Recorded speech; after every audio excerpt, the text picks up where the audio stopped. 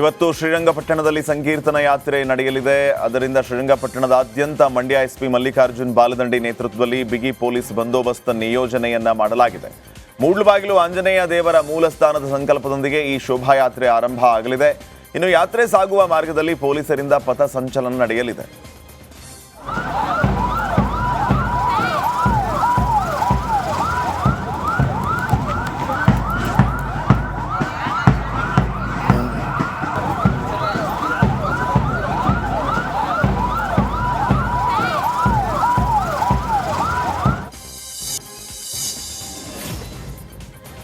ನಿನ್ನೆ ನಡೆದ film chamber ಚುನಾವಣೆಯಲ್ಲಿ ಸಾರಾ ಗೋವಿಂದು ಬಣಕ್ಕೆ ಜಯ ಸಂದಿದೆ. ಅಧ್ಯಕ್ಷ ಸ್ಥಾನಕ್ಕೆ ನರಸಿಂಹಲು ಎಂ ಆಯ್ಕೆಯಾಗಿದ್ದಾರೆ. ಇನ್ನು ನಿರ್ಮಾಪಕ ವಲಯದ ಉಪಾಧ್ಯಕ್ಷ ಸ್ಥಾನಕ್ಕೆ ಸಫೈರ್ ವೆಂಕಟೇಶ್, ಕಾರ್ಯದರ್ಶಿ ಸ್ಥಾನಕ್ಕೆ ಪ್ರವೀಣ್ ಕುಮಾರ್ ಆಯ್ಕೆಯಾಗಿದ್ದಾರೆ.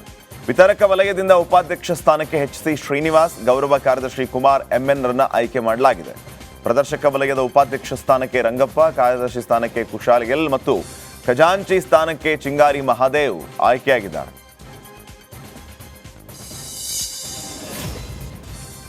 ತಿರುಪತಿಯಲ್ಲಿ ಲಡ್ಡು ವಿವಾದದ ಬೆನ್ನಲ್ಲೇ ಸರ್ಕಾರ ಎಚ್ಚೆತ್ತುಕೊಂಡಿದೆ. ಸಿಬಿಐ ಅಧಿಕಾರಿಗಳನ್ನ ಒಳಗೊಂಡ ಎಸ್ಐಟಿ ತಂಡ ತಿರುಮಲದ ಶ್ರೀವಾರಿ ದೇವಸ್ಥಾನಕ್ಕೆ ಎಂಟ್ರಿ ಕೊಟ್ಟು ತಪಾಸಣೆಯನ್ನು ನಡೆಸಿದ್ದಾರೆ. ಶ್ರೀವಾರಿ ದೇವಸ್ಥಾನದ ಲಡ್ಡು ಕೇಂದ್ರ, ದೇಗುಲದ ಹೊರಭಾಗದ ಬೂಂದಿ ಕೇಂದ್ರ, ತುಪ್ಪ ಸಂಗ್ರಹ ಕೇಂದ್ರ ಹಾಗೂ ಮಾರುಕಟ್ಟೆ ಗೋದಾಮುಗಳಲ್ಲಿ ಎಸ್ಐಟಿ ತಂಡ ತಪಾಸಣೆ ನಡೆಸಿ ಹಲವಾರು ಸಾಕ್ಷ್ಯಗಳನ್ನು ಸಂಗ್ರಹಿಸಿದೆ.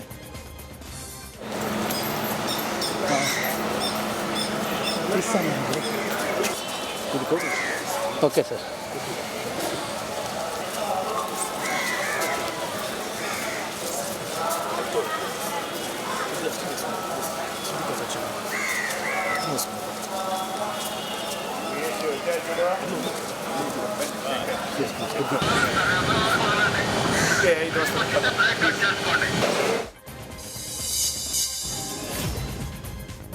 ನಿನ್ನೆ ನಡೆದ ಲೋಕಸಭೆಯಲ್ಲಿ ಪ್ರಧಾನಿ ಮೋದಿ ಅಬ್ಬರಿಸಿದ್ದಾರೆ.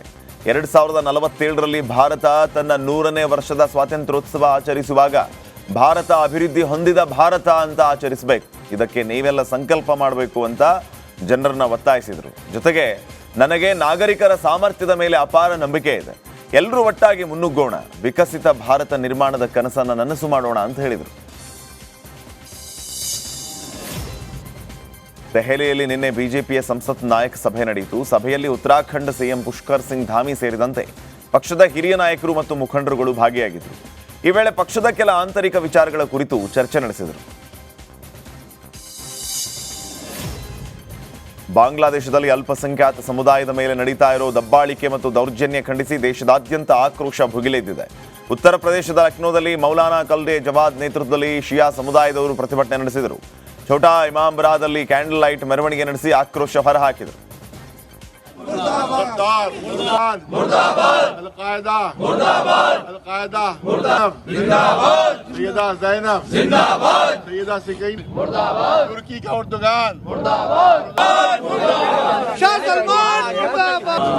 पाकिस्तानी हुकूमत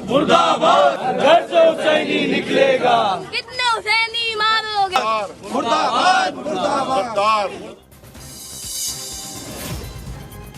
ಮಹಾರಾಷ್ಟ್ರದಲ್ಲೂ ಬಾಂಗ್ಲಾದೇಶದಲ್ಲಿ ನಡೀತಾ ಇರುವಂತಹ ದೌರ್ಜನ್ಯ ಖಂಡಿಸಿ ಪ್ರತಿಭಟನೆಯನ್ನ ನಡೆಸಿದರು. ಹಿಂದೂಗಳು ಸೇರಿದಂತೆ ಅಲ್ಪಸಂಖ್ಯಾತರನ್ನ ಗುರಿಯಾಗಿಸಿಕೊಂಡಿರೋದಕ್ಕೆ ಬಿಜೆಪಿ ಕಾರ್ಯಕರ್ತರು ಮುಂಬೈನ ವರ್ಲಿ ಪ್ರದೇಶದಲ್ಲಿ ಧಿಕ್ಕಾರ ಕೂಗಿದರು. ಜೊತೆಗೆ ಬಾಂಗ್ಲಾದೇಶದ ಉತ್ಪನ್ನಗಳ ಮಾರಾಟವನ್ನ ನಿಷೇಧಿಸಬೇಕು ಅಂತ ಒತ್ತಾಯಿಸಿದರು. यहाँ पर भारतीय जनता पार्टी खड़ी हुई है. पाकिस्तान के लोग उनकर कर रहे थे. उस समय में भारत अपनी मदद लेकर के उनको वहां से आजाद कराया और दूसरा बांग्लादेश बनाया. और जिस कौन मंदिर ने $1.5 मिलियन जमा करके कई वर्षों तक बांग्लादेश के लोगों को खाना खिलाया, जे काही बांग्लादेश प्रोडक्ट विकले जात आहेत या मॉलमध्ये, त्याचा निषेध करण्यासाठी आपण या ठिकाणी उपस्थित आहे. होगा तो उसका निषेध आप लोगों ने भी करिए. इसलिए भारतीय जनता पार्टी वरी विधानसभा यहाँ पर उसके निषेध के लिए यहाँ पर खड़ी हुई है. बांग्लादेश में जो हमारे हिंदू भाइयों के साथ अत्याचार हो रहा है उसका निषेध. ಆರ್ಜಿಕರ್ ವೈದ್ಯಕೀಯ ಕಾಲೇಜಿನ ಮಾಜಿ ಪ್ರಾಂಶುಪಾಲರಿಗೆ ಜಾಮೀನು ನೀಡಿರುವುದನ್ನು ವಿರೋಧಿಸಿ ಕೋಲ್ಕತಾದಲ್ಲಿ ಪ್ರತಿಭಟನೆ ನಡೆಸಲಾಯಿತು. ವೈದ್ಯರು, ದಾದಿಯರು ಮತ್ತು ಇತರರು ಸೇರಿ ಸಿಬಿಐ ಕಚೇರಿಯ ಮುಂದೆ ಪ್ರತಿಭಟನೆ ನಡೆಸಿದರು. ರಾಜ್ಯ ಸರ್ಕಾರ ಮತ್ತು ಪೊಲೀಸರ ನಡುವೆ ಸಂಬಂಧ ಇದೆ, ಸಿಬಿಐ ಘಟನೆಯನ್ನು ಮುಚ್ಚಿ ಹಾಕೋದಕ್ಕೆ ಮತ್ತು ಅಪರಾಧಿಗಳನ್ನು ರಕ್ಷಣೆ ಮಾಡೋದಕ್ಕೆ ಪ್ರಯತ್ನಿಸ್ತಾ ಇದೆ ಅಂತ ಆರೋಪಿಸಿದರು.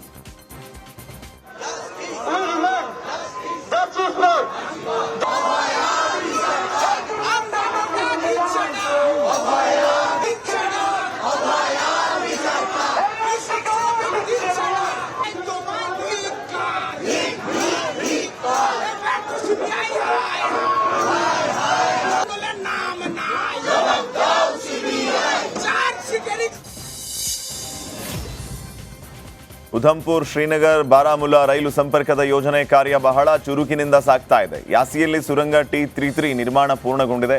ಯೋಜನೆ ಪೂರ್ಣಗೊಂಡು ಪ್ರಯೋಗಗಳು ಮುಗಿದ ನಂತರ ಶೀಘ್ರದಲ್ಲಿಯೇ ಕಾಶ್ಮೀರಕ್ಕೆ ರೈಲು ಓಡೋದಕ್ಕೆ ಪ್ರಾರಂಭ ಆಗುತ್ತೆ. ಹೀಗಂತ USBRL ಪ್ರಾಜೆಕ್ಟ್ನ ಮುಖ್ಯ ಆಡಳಿತಾಧಿಕಾರಿ ಸಂದೀಪ್ ಗುಪ್ತಾ ಅವರು ತಿಳಿಸಿದ್ದಾರೆ. ಇಲ್ಲಿ 3 ರೀತಿಯ ಕೆಲಸಗಳು ನಡೀತಾ ಇವೆ. ಮೊದಲನೇದು ಟ್ರ್ಯಾಕ್ ಲಿಂಕ್ ಮಾಡೋದು, ಎಲೆಕ್ಟ್ರೋ ಮೆಕ್ಯಾನಿಕಲ್ ಕೆಲಸ, ನಂತರ ಟೆಲಿಕಾಂ ಕೆಲಸ ನಡೀತಾ ಇದ್ದು ಶೀಘ್ರದಲ್ಲಿಯೇ ಪೂರ್ಣಗೊಳ್ಳುತ್ತೆ ಅಂತ ಹೇಳಿದರು. ಇಂದೋರ್ ಮೃಗಾಲಯ ಪ್ರಾಣಿಗಳಿಗೆ ಹೊಸ ತಾಪನ ವ್ಯವಸ್ಥೆಗಳೊಂದಿಗೆ ಚಳಿಗಾಲಕ್ಕೆ ಸಿದ್ಧ ಆಗಿರೋದು. ತೀವ್ರಗೊಳ್ತಾ ಇರೋ ಚಳಿಗಾಲದ ಅಲೆಯ ನಡುವೆ ನಗರದ ಕಮಲಾ ನೆಹರು ಪ್ರಾಣಿ ಸಂಗ್ರಹಾಲಯ ಪ್ರಾಣಿಗಳಿಗೆ ಬೇಕಾದ ಸವಲತ್ತುಗಳನ್ನು ಒದಗಿಸುವುದಕ್ಕೆ ಮುಂದಾಗಿದೆ. ಪ್ರಾಣಿಗಳು ಇದ್ದಲ್ಲಿಯೇ ಬಿಸಿಯೂಟ ಮತ್ತು ಪ್ರಾಣಿಗಳಿಗಾಗಿ ಸುತ್ತಲೂ ಗಾಳಿ ಬರದ ಹಾಗೆ ನೆಟ್ಗಳನ್ನು ಕಟ್ಟಿ ಸಂರಕ್ಷಣೆ ಮಾಡೋದಕ್ಕೆ ಮುಂದಾಗಿದ್ದಾರೆ.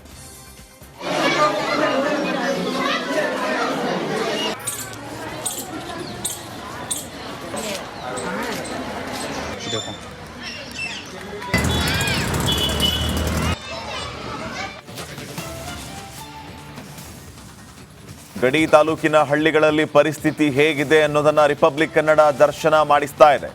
ರಿಪಬ್ಲಿಕ್ ಕನ್ನಡದಿಂದ ಖಾನಾಪುರ ಕ್ಷೇತ್ರದ ದರ್ಶನ. ಮೂಲ ಸೌಕರ್ಯಗಳು ಇಲ್ಲದೆ ಖಾನಾಪುರದಲ್ಲಿ ನರಕ ಯಾತನೆ. ದುರ್ಗಮ ರಸ್ತೆಯಲ್ಲಿಯೇ ನಿತ್ಯ ನರಕ ದರ್ಶನ ಅಲ್ಲಿನ ಜನರಿಗೆ. ಕಾಲ್ನಡಿಗೆಯಲ್ಲಿಯೇ ಅವರು ಓಡಾಡಬೇಕು. ಸಮರ್ಪಕ ರಸ್ತೆ ಇಲ್ಲದೆ ಕಾಡಂಚಿನ ಜನರು ಪರದಾಡ್ತಾ ಇದ್ದಾರೆ. ಕಲ್ಲು ಮುಳ್ಳುಗಳು ತುಂಬಿದ ಹಾದಿಯಲ್ಲಿ ಜನರು ನಿತ್ಯ ಓಡಾಡ್ತಿರುವಂತಹದ್ದು. 10ರಿಂದ 15 ಕಿಲೋಮೀಟರ್ ದಟ್ಟಡವಿಯಲ್ಲೇ ಆಸ್ಪತ್ರೆ ದಿನಸಿಗಾಗಿ ಪರದಾಡಬೇಕಾದಂತಹ ಪರಿಸ್ಥಿತಿ. ಅನಾರೋಗ್ಯ ಇದ್ದವರಿಗೆ ದೊಡ್ಡ ಸಮಸ್ಯೆ. ವನ್ಯಜೀವಿ ದಾಳಿಯಾದರೆ ಯಮನಪಾದ ಗ್ಯಾರಂಟಿ. ಇದು ಖಾನಾಪುರ ತಾಲೂಕಿನ ಬಹುತೇಕ ಹಳ್ಳಿಗಳ ಪರಿಸ್ಥಿತಿ.